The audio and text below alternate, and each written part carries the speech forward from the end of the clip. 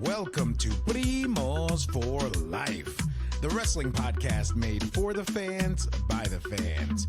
Como siempre, yo soy Eddie, el niño vaque. We got Ariel, the Ecuadorian dream bisueta, and we are your self-proclaimed, undisputed co-host tag team champions of the world.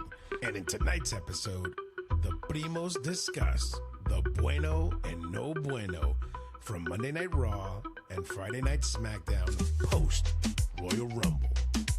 We discuss what's clicking, what's questionable, and how the road to WrestleMania is already taking shape.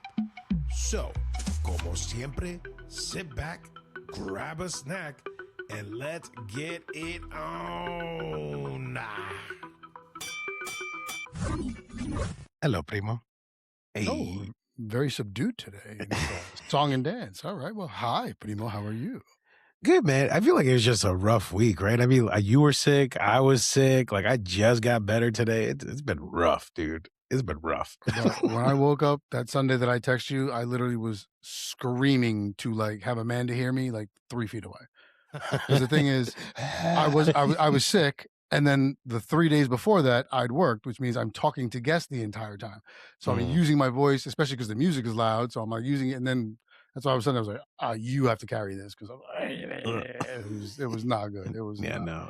But glad we got to figure it out. Glad you feel better, because I certainly do. Yeah, dude. It was bad, especially because here in New York, it's been like 8 degrees. So on top of me being sick, on top of, coming off of the busy season at work and just being crazy busy anyway, the fact that I'm old, like the cold was like hitting my bones. I was like, oh, everything hurts. Oh. But so between the sickness and the cold, Amanda was like, how old are you? I'm like, stop it right now. But I just saw your hand. What is that? What happened there? Oh, this is your Primo at his finest. This is me being a rocket scientist. So Monday I go driving to work. Like I said, it snowed here crazy, right? We had crazy snow. So I'm looking for parking. It's a big snowbank next to me. So I'm looking at the snowbank to make sure I can open my door and get out, which I do. Fine. Grab my phone, I grab my bag, exit the car. As I close the door doesn't shut all the way. I hear it like not close. I turn around, my charger is in the door. My phone is on the charger in the car. So, okay, great. Close it, open the door, throw the charger back in, go to work. I open the door, I grab the charger with this hand, and I go to throw it like behind me and close the door with my other hand. This hand didn't move out as fast as I wanted it to, and right in the car door, like right there. The only good thing is I caught it like right at the nail, so it didn't break my finger. Because no, any lower would have broken my finger. Oh my gosh! So truly the best of the door. Truly the best of, because I just threw it. I figured my hand would be gone. Truly the best of a bad situation, because I can still work, do everything I got to do, and might lose the nail. I had to it was like this big. It had a heartbeat, the full 9. I had to take a safety pin, heat it up, put it in the nail, and drain it. So it feels a lot better. Best of a bad situation, because like I said, I could have a broken finger right now. And the funny thing is when I did it, I closed the door and I went to walk and I went, I can't move. And I looked at the door and I went, and I literally said all this out loud. I went, oh wow, my finger's in the door. I should probably get that out. And I tried to pull it. I'm like, nope, that's not going to happen. Opened the door, took it out. The minute I closed the door with my finger free is when the pain hit. Now, mind you, it's 12 degrees outside. So on top of this pain, it's freezing cold. Everything hurts. And I called Amanda like, why? Like, went to there's a bar right by the job. I walked in. I was like, I need ice. And then the guy was like, hey, here's it, because I'm not drinking. So he gave me a non-alcoholic Guinness, 2 ibuprofen, 600 milligrams, and a bag of ice. I was like, thank you. Went to work, and then you don't really realize how much you bang your finger around stuff until your finger actually hurts. Yeah. Like as I'm putting, like I'm going to, shift the car into drive and everything, hitting the radio. So like the next day I was like, nope, buying this because it really hurt. So wow. I'm a genius. To anyone, make sure your finger's clear of any doors, because this is the first time this has happened since I was like 7 years old, and not something I want to relive ever again. I'm just hoping the nail stays on. We'll see. Fingers crossed.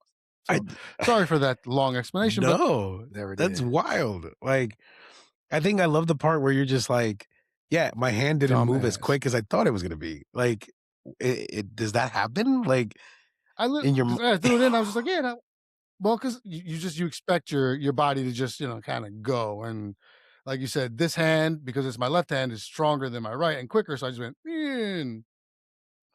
There you go. So Wow, Primo. Well, yeah. well, as long as Not you my have your finest finger. moment. Not my finest moment. Yeah, I mean, Oh, I have it. And like I said, like I truly am lucky, because if I would have closed it any lower, I'd be sitting on a broken finger. I'd probably be out of work, and then it'd be even fucking worse. So yeah. kind of lucky. Whew. Okay, well. Bueno, Primo, good to see that everything's good now. I'm glad that we're both feeling a little bit better. Yes. Well, I got a lot of feelings. I got a lot of sentimientos about Monday Night Raw. And, let's just jump into it, brother. Yeah, go ahead, man. Lead us off, man. Kick it. Okay. Monday Night Raw, straight out of Philly, the Bueno, right? First thing, opening of the show, Braun Breaker coming out. I like to see these like little internal issues that the Vision is currently facing, because they're trying to figure out like Adam Pearce, who is the masked man? And Adam Pearce did a good job of being like, I don't know who he is. And the last time I checked, it was Austin Theory. So right. why are you coming at me for? And then he was like, huh? Wait, it was just funny to see that whole segment. So right. But I mean, it was great with Paul Heyman placing blame on him. Like, he drew second, you gave him second. Like, no, man, this motherfucker drew the number himself. Like, what are you talking about? But yeah, a lot of especially because you and I spoke about on the recap, like who's behind it. I didn't even think that like name Adam Pearce as a possibility, because now that's floating around that maybe it was Pearce. You think so? No, but I'm just saying that's floating around. I still think I'm still going Logan Paul. Yeah. Me personally, but yeah, no, it was a good start. It's good to see. I liked it because, like I said, I like the fact that Breaker wasn't put over as hard as you could have in the Rumble, which is normally a Triple H move. The guy I like, I'm going to throw him in and ride him as hard as I can. Also for storyline development, like it was great to be like, okay, now there's a reason he's mad. He's not going to be at the main event, because once again, to give him a spot at the main event means you have to pull somebody else. Tough to do with the stars that you have in place right now. Yes. Mm-hmm. So I think this was the Rumble was well done with that aspect, and I thought this opening segment was good too, because they all came out trying to calm Breaker down. Yeah. Oh, if you're gonna ruin me, I'm gonna ruin your show, and da da da. But once again, all of a sudden he brings out the security staff, and now they're afraid of security. When usually they're throwing them all over the joint. Security couldn't stop me when I'm tying a shoelace. Now all of a sudden they're worried about everything. Yeah. Yeah, and it definitely was a good way to keep LA Knight involved as well, because he pops in at the end of that segment, and then also later on in Broncito's match. Whooping that ass. Yeah, I'm starting to come around to LA Knight. I'm starting to come around to LA Knight. I'm like, okay, well, especially because I haven't been on him hard, and then I've been watching because he's been, they were pushing. I wasn't, when they were pushing him, I was like, no. And now that he's getting dogged, I'm like, oh man, come on, man. Yeah, no.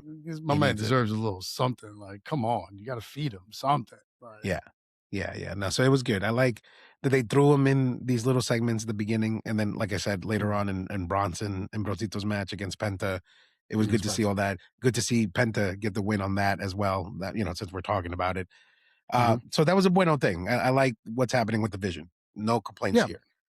Now, the other thing that I did like, the other bueno issue, the other bueno thing that I liked was Javon Evans win over El Kaiser Americano with the interference of the original El Grande Americano. I love what's happening there. Germano, El Grande Alemano, El Grande Alemano, and El original. Well, what I love is that, like, Michael Cole's like, the original one, and Corey Graves is like, what do you mean? He's like, well, it said it on the screen. Like, what are you talking about? Like, it said original. Like, what are we doing here? And then he's like, what are you, Ron Burgundy, reading everything? He's like, well, yeah, I can read. It says on the original. Like, yeah. Great move. Solid match. I am a big fan of John Evans. Like, I am really, at 21 years old, what he can do. My only fear with him is because he is slender, he may not because Vince was always the big guys, and it was rare that you see Kofi, Ray, Bryan Daniels get the belt, like, stuff like that. So that's my concern with him. But I mean, the kid is uber talented. Yeah. Like, the moves that he's pulling off, the like spin kicks, and like from a standing position. Yeah. Like, not even that he's like running to get momentum. Like, from a standing position, he's doing a corkscrew kick to the face. That the is height, insanely difficult. Wild. So yes, props to I am a big Javon Evans fan. I like this kid a lot. Hopefully they do him right and give him the proper build and treat him properly. Yeah, yeah, I agree with that. I agree with that. It's at least a IC title run, you know what I mean? Let him be the one to beat Dom, you know what I mean? I think that would be pretty good. It would be a good showdown. That actually would be pretty good. Would be good. And then, like you said, the Americanos, El Grande came out, and now you're going to be able to set this up probably for Mania. I would Yeah. assume it's going to be something there, Mask but versus mask, right? Chad Gable's back. Yeah, exactly. So I thought it was good. So the couple things in Raw, I was like, yeah, cool, great, Yeah, solid. Like I didn't hate Raw as much as I thought I would for it being the Raw after a PLE. yeah. Yeah, but I do have more no bueno points in this episode, so stay tuned. Of course, I'm not going anywhere. We're live, so So the next bueno point, the Finn Balor video promo. I really, really enjoyed it. I love the energy he brought. I love the facts that he was throwing. It's like, Belfast wasn't an accident. I always bring it, and he's right. It's always true. Anything he does, whether it's tag or singles competition, the guy, he's phenomenal. He's incredible. And I really, really hope that we don't waste time with just a promo. Like, I really do hope they do something with this. So, kudos to Finn for this. I liked it. Yeah. Yeah, no, he showed out. He showed out, and this is why they gave him the Universal Championship back a couple of years ago when he got hurt, and then he had to relinquish it the next day. Was the Universal or Yeah. I forget what it was. Yeah. So but they gave it to him because he has this in him. So it's good to see that they are, after putting him and middling him with the Judgment Day and doing all this, that they're kind of starting to give him his shine back. Yeah. Really, really well done. He's great on the mic. He's fantastic in the ring. So yeah, I thought that yet another great point. And the package was cool because, like you said, it was him just being like, and one thing in this industry is respect, and I've done respect, but Yeah. I've done it and it's gotten me absolutely nowhere. Nothing. So maybe it's time to change. Yeah. Loved it. Loved every bit of it. And then finally, the last bueno point, which, I'm just astonished, bro, because it was fantastic. It was the CM Punk Roman Reigns promo at the end. Oh, because I told you he was going to go after Punk for that world heavyweight. I called that, right? You did. That's one.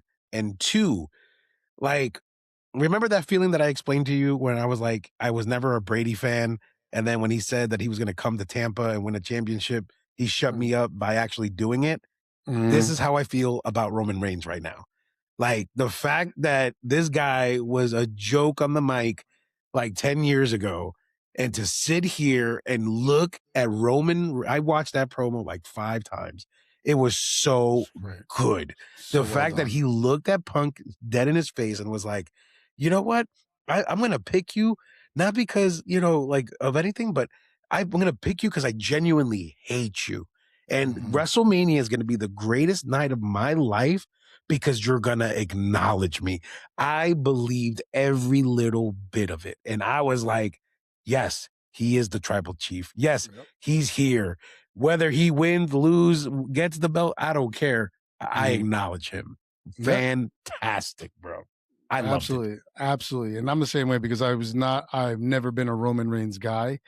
And this promo, and even when he came out and they were showing like the Rumble highlights, I was like, okay, yeah, great. Now I'm like, oh man, do I kind of like Roman Reigns? Oh shit, man. And you said it properly because I remember when Mania was over here at MetLife, the day before or the week before was John Oliver did it last week tonight. And he showed a clip. He was talking about wrestling. And he goes, now look how wrestling fans treat Roman Reigns. And like, this is a guy who's supposed to be the guy. And they showed the clip where Roman got booed for like 2 minutes straight.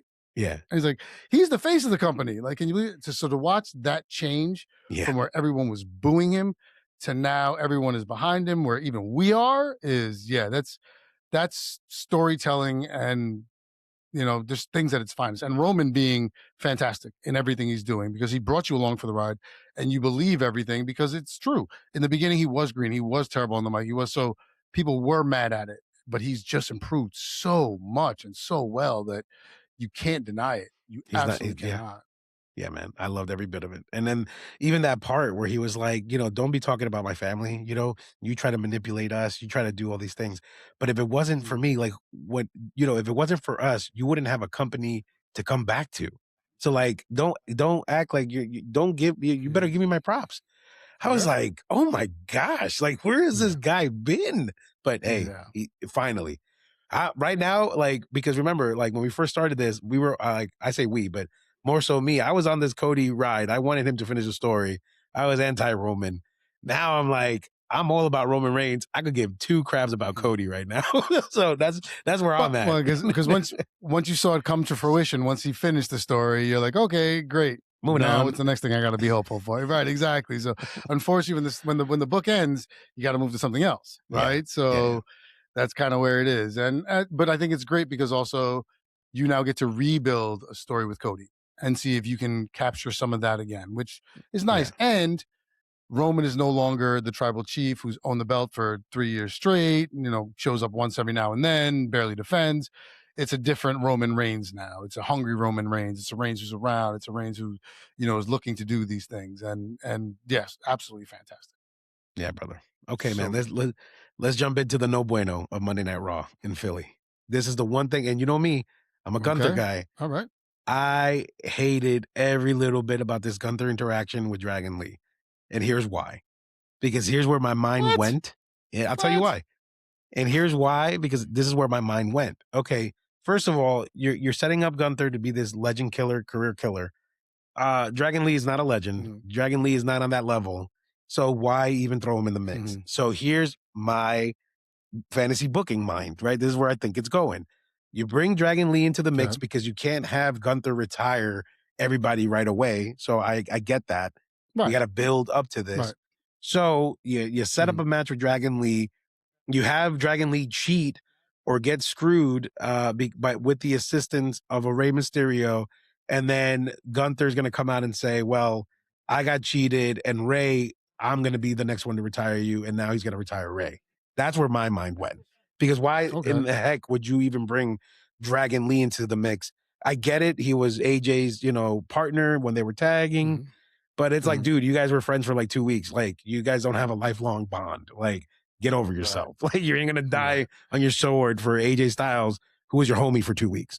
Hop off. So didn't like it. Was not a fan. Mean, yeah, I get it. I get it. I dug it because when he came out to AJ's music, awesome. Yes, I thought that was heel 101. Heel 101 was great.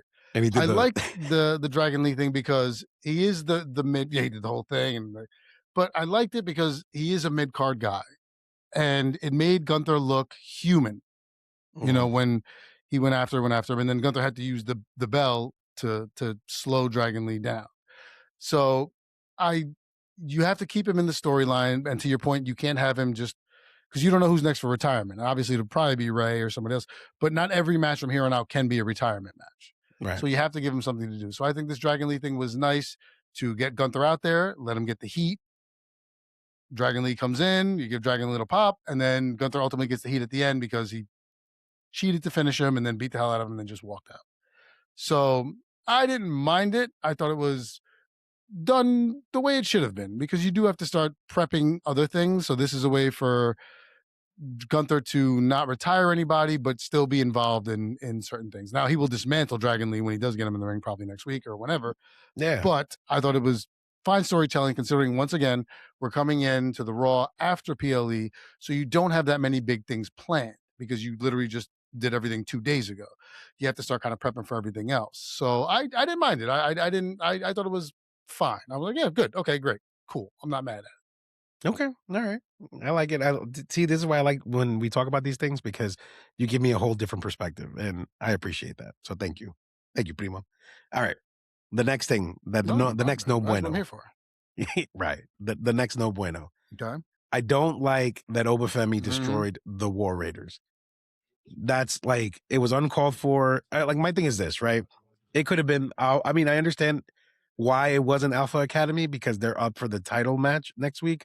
So I get that, but it should have been Alpha Academy or somebody else because first of all, they're the War Raiders. They're supposed to be this big, giant team and big guys. They're big guys. So you're going to send Obafemi and the way that it was set up too is like, he's coming out. Wait a minute. The War Raiders were scheduled for a tag match. Why is Obafemi out here? So now Obafemi is just doing whatever he wants. Like my thing is this, if you want to make Obafemi dominant, I feel like there were better ways of doing it. I just didn't appreciate the way it was done. A, this way, and B, to the War Raiders. I mean, maybe it's just me though. The way that it was done, I don't mind.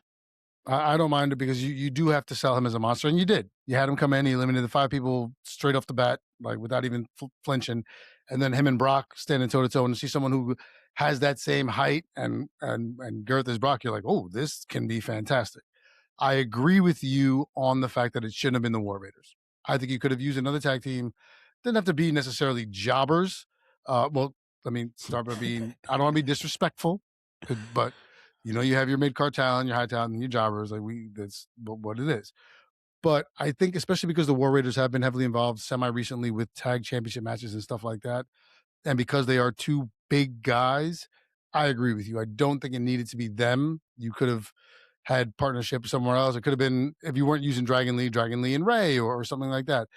It's tough, but the one thing you do sell with this is, holy shit, Obafemi just took out these 2 huge ass guys. Yeah. So I get it from the storytelling aspect of it, but I agree with you. I think it could have been done the same way with a different tag team, just because 2 guys of that size versus 1 guy of Obafemi, let's be realistic. While Oba may get over for the first 2 minutes, 2-on-1 is going to be a 2-on-1. Like, it doesn't matter. Like, so I agree with you. I don't mind the way it was done, but I do mind the people that were used on it. You know what could have been good here? If A-Town Down Under was still there. Grayson Waller and Austin Theory. You know what I'm saying? Something like that would have been perfectly fine. But yes, I didn't care for the opponents. I get it because you have to push Oba. You have to. You made a point of doing it at the Rumble. It is time. This guy is going to be your next star very, very soon. He has all the stuff in terms of the in-ring, the size, and stuff like that. You get him better on the mic, and he's going to be your guy for a long time.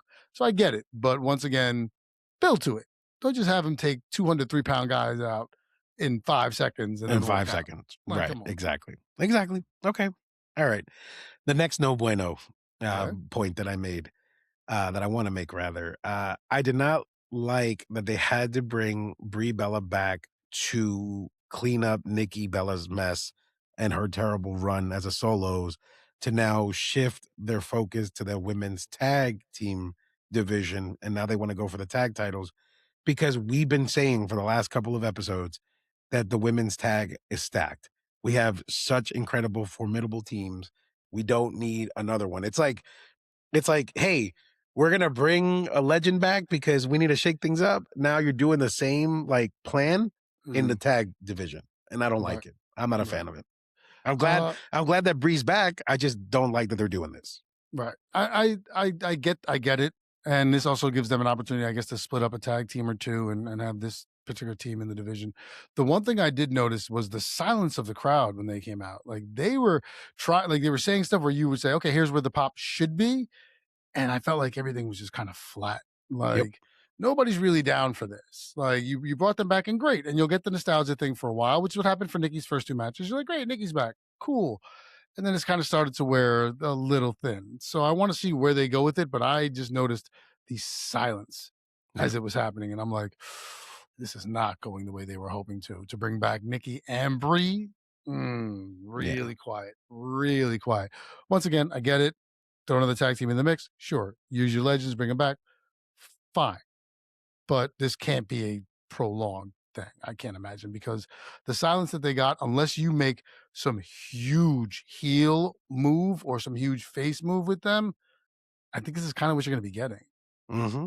Yeah, no, I agree with that. That's actually very good observation there, because you're right. The crowd it was like they were itching for spots, especially with like, oh, we're in Philly. Is that because Philly didn't make it to the Super Bowl? Or I think they're saying coup because of the guy that she's seeing. And it's like, okay, nobody cares. Like, dude, all right. Anyway, no bueno. No bueno, no bueno, no bueno. Moving on to the next no bueno. I am no longer invested in the Maxine storyline. I really, really hope that Natty beats the snot out of her. And I also want Alpha Academy to get beat up too. Like, I'm so over this crew. The segment with Bert Kreischer, like, I was not a fan. You know what I mean? Like, I get it, the 2 big guy thing. He always got to take off his shirt. But then even Maxine just being like, and I'm gonna break her ankle. And Yeah, I'm why just are you like, screaming? Why are you right. screaming? These guys are right in front of you. Like, I was like, like why? just Like, for that, get beat up. I don't care. Not invested anymore. I mean, you gotta kind of set it up. Her outfit. I was looking at it. I was like, oh, what the hell is this? Like, I'm like, all right, all black, great, whatever. And then when she started screaming, I'm like, yeah, this is not gonna go well. Like, yeah, I want to like this, but yeah, like you, I'm like, this is not going the way I kind of hoped it would, and it stinks because you want to see the female talent elevated. You want to see more, female talent on the roster that's getting these main spots. And the push for Maxine was good. I mean, she did some great stuff with Becky. Becky made her look great. And even the training videos with Natty were great. The turn with Natty was great. This was not, and because Maxine's had a bunch of good interviews up until here and a bunch of good promos up until here, this was not one of them. I think this was definitely a miss also. Yeah. Yeah, man. Yeah. Okay, good. Well, I'm glad I'm not the only one that felt that way with that one. Okay. And the last no bueno point that I wrote down. First of all, I do not like Stephanie Vaquer's new music. Doesn't fit. Mm, I don't like it. I was like, who's this? And then I was like, what? When did they change her right. music? Yeah. No me gusta. No me gusta. No bueno. But Mm, then the match itself. Like, first of all, it was a little bit like all over the place. You know what I mm, mean? When it came to, setting up the tables and doing all these things. But I think what really got me upset was there was a moment in the match where Raquel is about to power bomb her through the mm, table, mm, Stephanie McCare. And for that split second, I was like, oh man, are we going to have an EO surprise? Because remember, it was around this time last year that EO won the Women's World Heavyweight Championship and right. went to the triple threat, going into Mania. Right. So I was like, oh man, are we gonna have like a twist that way where like now we're gonna have like Raquel versus possibly Liv, but then Stephanie's now thrown in the mix. You know what I mean? Like a triple Mm, threat like that. mm, But no, I really felt like it was a lost opportunity. mm, I think it might have been the thing to save the match because had it gone that way, I think people would have forgotten how kind of messy the match was. mm. That with a surprise win like that, everything else would have been erased. Right. But because it didn't happen that way, it's like, well, this sucked. The ending sucked, and I was just not. It was no bueno for me. Right. Like Thoughts? what did we really get out of this? Like what did we really, really get? We got a okay match. And I think the thing is, like you said, with the tables, I mean, you're talking about spots where, I mean, these women probably haven't done a lot of table matches. So they're not comfortable, with the setting them up and the speed of doing things, stuff like that. I'm sure that probably was a little bit of a hindrance. The Stephanie McCare new music thing, it's funny because I was talking to my boy Steve because he went and he was like, the minute I heard the new music, I knew she wasn't losing the match because you're not going to debut new music and then have her take the L. That's not going to work. That doesn't But make I agree sense. with you. The fun spot there would have been for Raquel to win, but now I think you're building something for Chamber, which is coming up to Mania, which also would mean you have a shorter story to tell for Raquel and Liv because I feel like this is probably the direction you want to go in, just to get storylines across. Right. So probably just to have her hold on a little while longer, but sloppy match outcome. Yes, not ideal. I see what you're doing. Better ways to do it. Yeah. Yeah. Yeah. Well, I mean, that's all I got for the bueno no bueno for Monday Night Raw. Anything that you feel like that I missed, or you want to just jump No, into the no, SmackDown? Giovanna was good. Penta won. We're good. Yeah, no. And the end promo was absolutely fantastic. Yeah, so no, we're good. We're good. Overall, like I said, I didn't mind it. Not as bad as I thought it would have been for a Raw following a PLE, because they did do a couple things that I was like, oh, okay, great. This at least makes sense. Like for the 3 hours, it carried through. So not their best work, obviously, but far from as bad as it could have been for Raws after PLEs. Yeah. Yeah. So what? 6.5, 7? I go 7. Yeah. Yeah. I'd say so. Like that 7 is like a safe bet for that episode. All right. Yeah, I go 7. Yeah, I go 7. Bet. Cool. All right. Let's jump into SmackDown. Straight out of Charlotte, North Kakalaki. Uh, Deal. I have more bueno than no bueno, so let's jump with the no bueno so we could end on a good note. All right. Great. Great. Sounds good. All right. Dale. All right, cool. So no bueno. I did not care for the Cody Rhodes promo and attack on Drew McIntyre. First of all, my man is like coming out. He's the champion. He's looking good. He's feeling good. And then Cody, like, the dastardly villain that he is coming out and attacking my boy, throwing him all over the place. I'm like, yo, and then he goes into the ring and, cuts this ridiculous promo. It's like, they don't call me Raheem for nothing. And I was like, all of a sudden, you black on Black History Month? Come on, man. Like, get out of here. Like, who do you think you are to get away with such ridiculous things? Anyway, not a fan. I was just like, all right, dude, you need to like, get, written off a little bit and then make a Mhm. surprise upturn at Mania with like black hair and, then you could be the heel that you trying to be. But You're trying to I'm be not okay. feeling it right now. I mean, once again, another point of understand why it's done could have been done differently. I because you had to do this after Drew costing Cody the Rumble. Yeah. You had to do it. Probably a better way to do it. Probably a better promo that he could have cut. But no, I think this was what it was supposed to be. You have to have him come out and you have to have him, face the guy who screwed him over. Yeah. And now he's mad. He lost the belt. He's losing opportunities left and right. So he's bound to turn.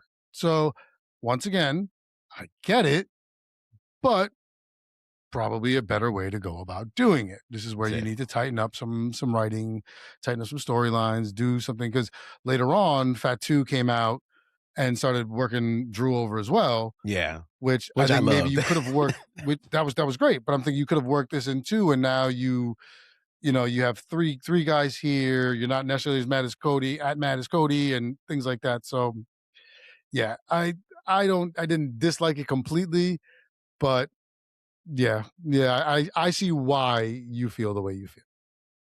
Wah, wah. Anyway, moving on to the next no bueno point that I wrote down. I I didn't miss Tiffany Stratton. I don't miss her. Maybe I could finally come out and say I'm just not a fan Mhm, because the whole time in this elimination chamber qualifier for the women's, it was between her, Chelsea Green, and Lash Legend. Like, honestly, at first I was like, I'd be happy if Chelsea or Lash got the win because it mhm, would be nice to get like a surprise entry there right, between the three of them. right, Um, but then as the match went, I was like, yeah, Lash is a little too green for me. You mhm, know what? Maybe the better choice, the optimal choice here is Chelsea Green. Like she deserves that shot. And there was mhm. like a split second where we thought it was gonna happen, but no, Tiffany gets the final moment, does her, her finisher and ends up getting the win. And I was just like, missed opportunity. No me gusta. Didn't like it. Thoughts? Yeah, I mean, I agree with you 1,000% on the Lash Legend thing. I think maybe a little too green. I think the chamber match would be a decent spot for her to be in because you have five other people in there, so you can kind of lose a few spots in here and there where not everyone's focused on just the two people in the ring because you have five other people in at a time, so you can kind of use misdirection. Mhm. But you just brought her back. You just brought Tiffany back. So you're not going to bring her back to not start showcasing her, considering she was your champ for quite some time. She's the Money in the Bank winner. So understood once again that you had to do it this way. But I agree with you. I've never been really big on Tiffany, um, which stinks because she's good. She's quite good. I just Yeah, hope she that has the look. Like it makes sense, but I'm right. just not a fan. I just hope they find a way to get us a little more involved and give us more reason. Kind of like the Dragonoff thing, where like, oh, yeah, he's the championship, but I'm not invested. Like, Mm. so what does it matter? Like, I need to get invested in Tiffany a little bit more. Hopefully, this is the start of something. But once again, last two green. Chelsea, I think would have been a fun one to do here. I don't know why they didn't choose her because I think she'd be great in the ring with everybody else. But when you saw her in the ring with Tiffany and Lash, you're like, well, it's going to go to Tiff. Like this is what Yeah. it's going to be because you just brought her back. But yeah, no, I'm not going to say no bueno, but I'm going to be like, we're just The only thing that I do hope that they do with this is Mhm, like, Chelsea being who she is, like mhm. she finds a way to politic herself into another qualifier, and then that's how she qualifies. That'd be good. I would like that. You know what? And that's great storytelling because now I'm invested in Chelsea because she was able to finagle her way into a second match. Right. So yeah, yes, that's great storytelling. Good call. Hopefully that does happen. That'd be good. Oh, yeah, That'd man. be good. Hopefully. That'd be good. Uh, uh, no bueno. Kit Wilson coming out, getting destroyed by Obafemi. Like, I get it. We spoke about this on Raw. I understand that he has to run through folks to show his dominance. but not someone, not a Kit Wilson, only because he's hot right now. Like he may not be hot. Whoa, Well, no, listen, whoa, listen, hear me hot? out. You're being a Stop. little. Stop. Listen, hear me out. He's Okay. not hot to like Triple H and writing right now, but he has made a tremendous buzz in the internet and social media. Like his podcast episode with Chris Van Vliet was one of the highest views right now. His new theme song is hot. Like people are somewhat invested into this new version of him. And if you want to capitalize on that, getting squashed by Obafemi is not the way to do it. And I think Right. that's where it's like not fair. Yes. So it could have been someone else, is what I'm saying. Yes. Yeah, I agree with you. Yes. If you're gonna push somebody, the last thing you want to do is have them get squashed. Absolutely. Hot is not the word I would use. He is improving and he's getting better and he's doing things, but at the same point, you're also not strapping a racket to his back because it's still Kit.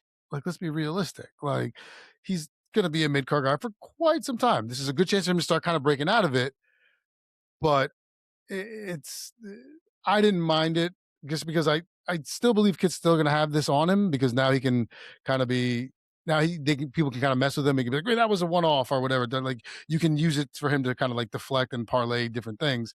But I mean, who the other thing is who else are you going to use in that spot? Because if you bring someone in who's not as over as Kip is right now, or Kip, whatever the fool's name is, Kip, not as over as he is right now, Oba's not going to get that pop. You know what I'm saying? If it's truly like someone who's, you bring out Dragon Lee, you're like, okay, fine, it's Dragon Lee, whatever. Of course, he's going to squash him. But he, like you said, he is kind of hot right now. So this kind of pushes that along, gives Oba a little bit more of a push. And now, like I said, I think you have a chance to have Kit use this as a way to Machiavelli something more fun. That just sounds like toxic masculinity, but I'm gonna let it slide. All right. Let's Well, I move mean, on. I'm as pretty toxic and as masculine as you can get. So, Hey. All right. And the last no bueno point. I did not like the Johnny Gargano segment. Like my man's just laying flat on the bench, like, somewhat dead. The tag division ain't want nothing to do with him. And then my thing is like, I think what would have been funny is like if he uttered something like, "Oh, I miss Tommaso." You know what I mean? Like right. it'd be funny if that would have happened because obviously he's like the TNT champion in AEW right now. Right. But it would have been funny if it'd be like, "Oh, I just miss Ciampa." You know what I mean? Like it would have been cool. But I thought it was a waste of time. You know they're not going to mention an AEW name like that. Yeah. They're not going to do that. So They don't especially like because it, he's though. there and he has a belt. But at least I think that this at least shows that they're trying to do something with him because they gave him time to do the promo. Yeah. They gave him, an opportunity. So I feel like this is kind of along the Finn Balor line. Like someone who's been there, someone who's been working their ass off. They're going to start progressing along to see if it catches. Whether or not it catches is a different story. Because if it doesn't catch, then obviously you start to kind of push him back to the side. But I think this is the opportunity to be like, let's see if we can capitalize on the enormous success he was in NXT. Let's see if we can kind of capture some of that in here. So yeah, kind of bad, but at least he got the opportunity to do it. Yeah. So I'm gonna look at the positive there. Okay. Yeah. All right. Well, the good thing is that was a short list. Now we could talk about the bueno in SmackDown. All right. First thing I wrote, good women's tag title match. I thought that was really good between Julia and James, and then against obviously Riho Sky. I like the matching outfits now. Like they're looking like a tag team, and obviously they work well together. But I thought it was a really good way to start SmackDown. I thought it was pretty good. I mean, these four women are all. Well, I mean, three of them are. Kiana James, I haven't really caught a lot of. She had a solid showing in the Rumble. Looks like she can be a force and stuff. So I thought this was good. You have to put Rio over. Having Julia take the pin, not a big fan of, because I think of her and Kiana James, I would choose to push Julia. But yeah, it was good. Like I said, you have to tell the stories and progress things along. I would have put the pin on Kiana James, but solid match, and all four women did well. So yeah, that's why I put it in the bueno, man, because I actually enjoyed it. The next bueno point, I do like the U.S. Open Challenge concept, right? I was looking at this. because Okay. although Miz and Melo's match was good and it was non-title, I was sitting here thinking about it and I was like, well, you know what? I like it, but I think there's just so many players in the game right now for that belt that I think Mhm. now is the best time to go with the hot potato concept and start throwing, like a surprise loss for Melo. Let Shinsuke pick it up, a loss surprise to him. Let Tama Mhm. get it, surprise. You know what I mean? Like really start hot potatoing it. If there was ever an opportunity, I feel like it should be now. But overall, I mean, I still like the concept. I just hope they Mhm. go in that direction. That I would find it more interesting if we did that. You know what I mean? Right. Yeah. Definitely, that'll bring eyes to it, and it'll keep people more involved. I think what they're might be leaning towards is developing more of a storyline, so that it's not just this open challenge. Now it's like, okay, this is going to be a beef with someone for a PLE, maybe two. Because they have, especially with Miz, they have the history there. Non-title match, you're thinking, oh, Miz might get the win here because it's non-title. Right. So yeah, I get it. The hot potato idea is a good one. Um, but I think if you were going to do that, you could have done it starting with Dragunov, Mm. because seems like Carmelo Hayes has more behind him than Dragunov did when he was the champ. Right. So I think to start doing that now, you start cheapening Carmelo Hayes, Yeah. and it's not what you want to do. Right. So yes, I think that would be a fun idea, but I don't think now is the time to do it, especially coming so close to this, coming to Mania season, or being in Mania season rather. So I see what you're saying, but I think to give Melo the proper push that he needs and deserves. Because that's the thing, is Dragunov didn't really need it. He was Hmm. really, really hot before he got hurt. And you can get that from him again because of his in-ring talent. Melo, you brought him up and you weren't sure what to do with. So now that you put the belt on him, I think like now this is the time, like, capitalize. Once again, to the point of, let's see if you can do it and if it works. And if it doesn't work, understood. But I think the while the hot potato idea would be a fun one, I don't think it's the right time to do it. I think you need to get a storyline going with Melo, because I want to see him hold this for a little while, to just establish himself.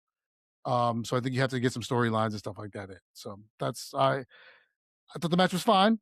Miz is still a great in-ring talent. Melo's fantastic. So I'm going to disagree with you just on the timing of the hot potato idea.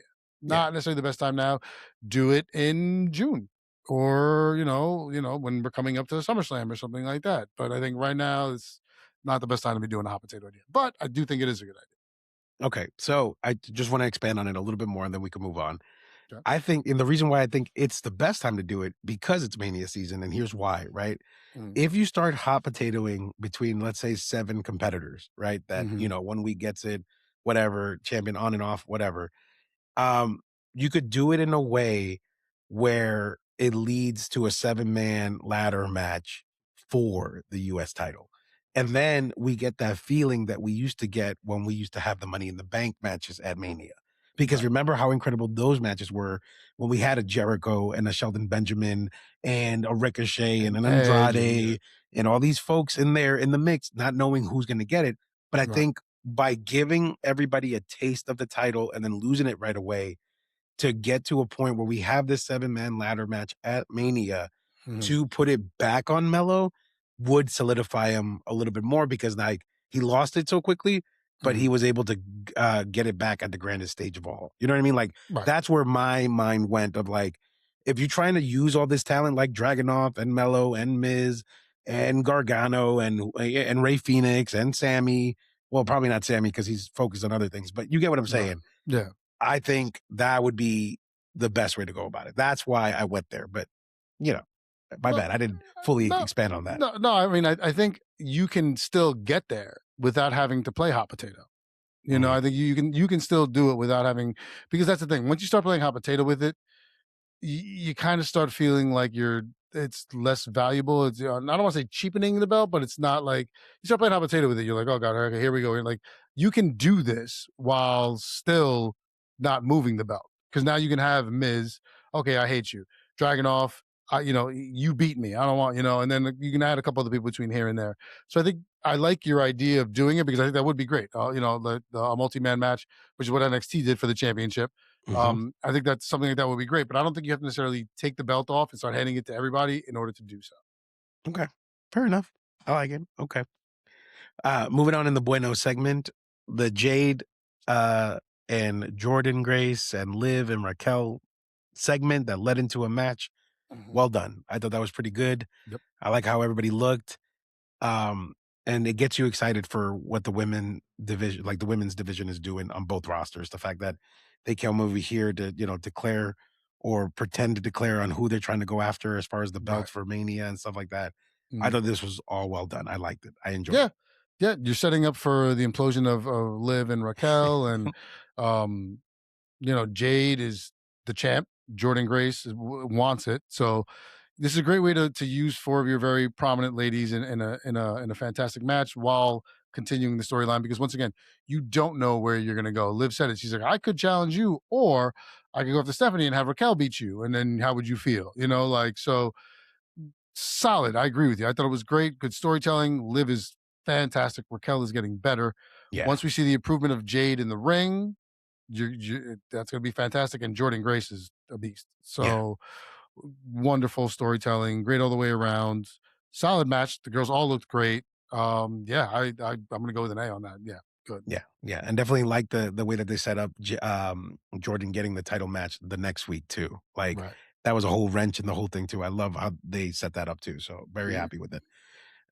Next bueno point, Trick Williams, man. I gotta say, man, this guy, that Trick Williams energy it's fantastic, bro. The Yeah. segment that he had with Sammy and Ray, I hate to say it, but they make him look so like cartoonish to me, and I don't like it. But like when you have an energy and like a force like Trick Williams coming into the mix, and like you look at him, you see like a superstar, bro. Like Yeah. he's been doing this for years, it feels like, and he's still Mhm. relatively new, but he belongs there. And loved the energy during that segment, loved the energy heading out to the ring, watching the qualifier match later on. Mhm. I enjoyed every bit of it. I can't wait to see what they do with Trick Williams. I really, really hope they don't fumble him because he's fantastic. I like him. Uh, yes, absolutely. The last round of call ups for the guys. I mean, Oba, Trick. Before that, like Mello, like but they're all fantastic. Axiom came up. Like, I mean, this is the future, and these guys are great, and they're going to be able to carry the torch. And Trick, I wasn't a Trick guy at first, but I'm turned. He is solid, man. He Yeah. is, to your point, man. He's great all the way around.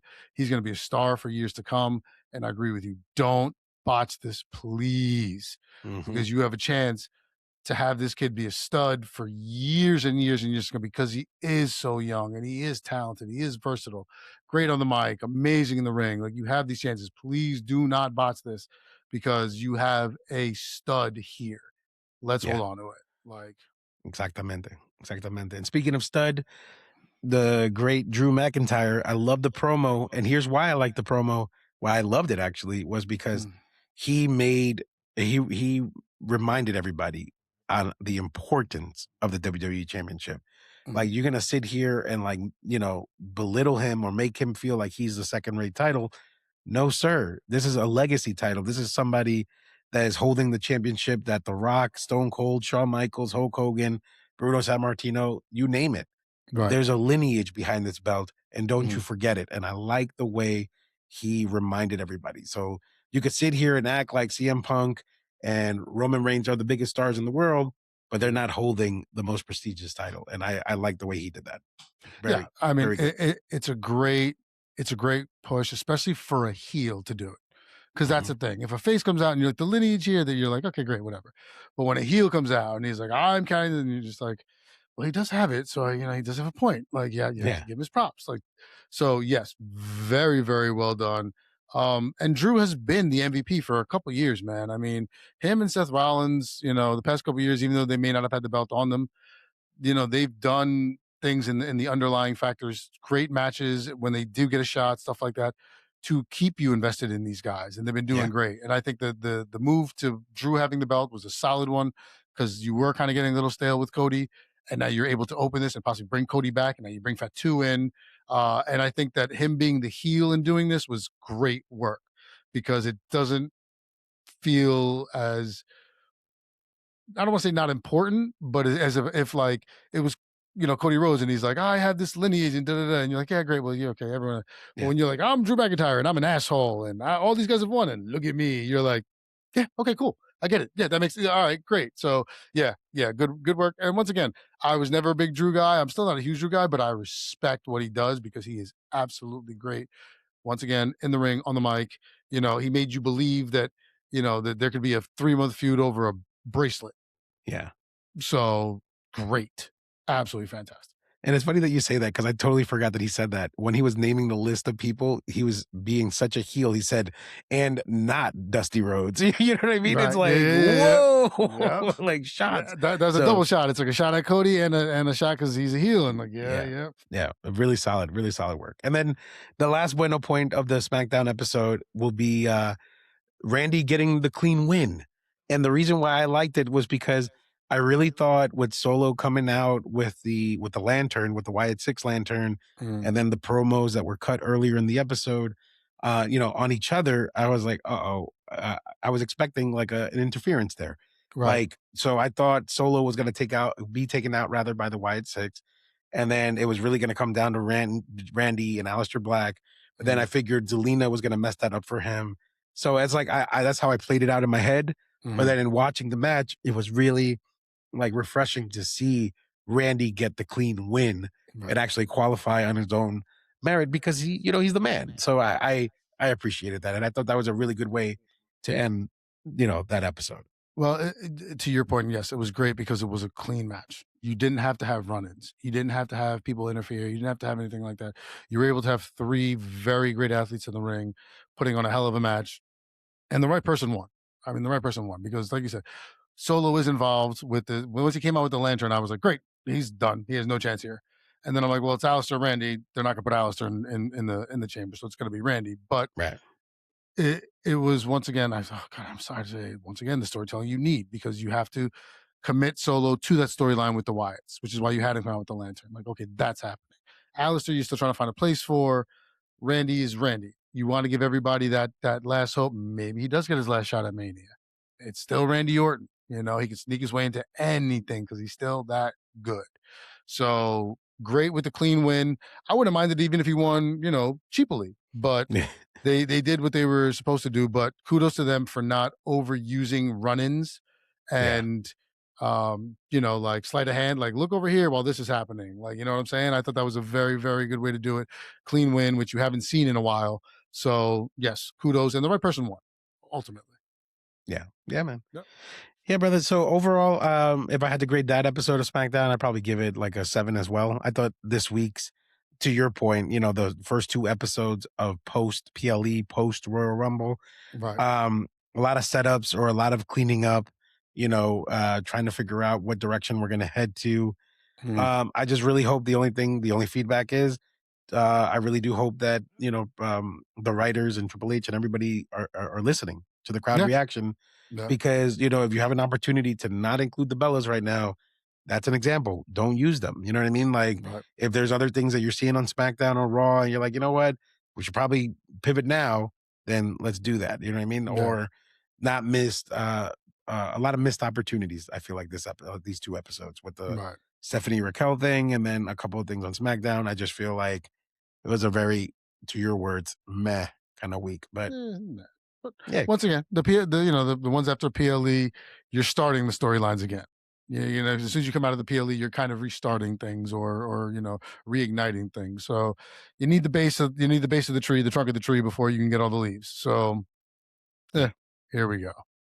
But overall, I would give SmackDown. I'm going to go 7.5. But because it was 7.5, maybe even 8, because it was, like there was some good spots there. There was like I enjoyed SmackDown more than Raw. I didn't, like I said, necessarily hate Raw. SmackDown was good, so I'm going to go with an 8. But to your point, let's keep the storyline going and let's not waste opportunities that are in front of us, especially when you have the Ultimate People, because you say you're all about the fans. Yeah. So if you hear them clamor for something, maybe it's time to listen.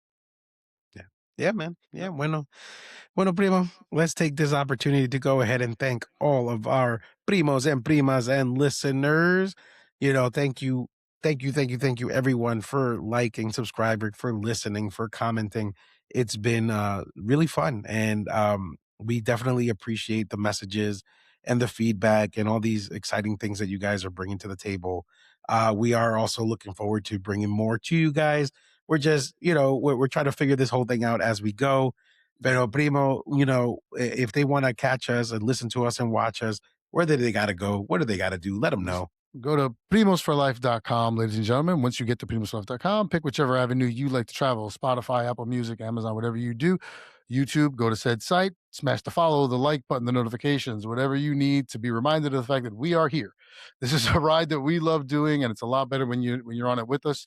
And to Eddie's point, to see the likes and the retweets and the resends of the reels and stuff like that, it's fantastic. It lets us know that you guys are engaged, which keeps us even more engaged than we already are. So please continue to do so. Share it with your friends, with your family, even people who don't even care. Maybe they just, you need a few minutes to turn music off or something else and turn off the ugly news that's happening and just listen to two guys chat about stuff they love doing. So please go to the site, find your thing, like, follow, subscribe, tell your friends. This is a passion for us, and we want it to be a passion that we can do for a long time. Your help would definitely make that happen. So please do so. And thank you to those who continue to do, and people who've been listening from jump, who are still listening. Gracias. Like we love you guys, and we couldn't do it without you. Thank you so very much. Beautifully said, brother. Beautifully said. Bueno, entonces, Primo, you know what to do, my man. On that one, ladies and gentlemen, we're coming off the week of Royal Rumble. We are into Mania season, so tapings are coming at you hot and heavy with the recaps and everything until we get there. That being said, we love you. We couldn't do without you. Thank you so very much. Nos vemos cuando nos vemos. Yeah, we'll see you when we see you. Take care, everyone. Good night, guys. Thank y'all.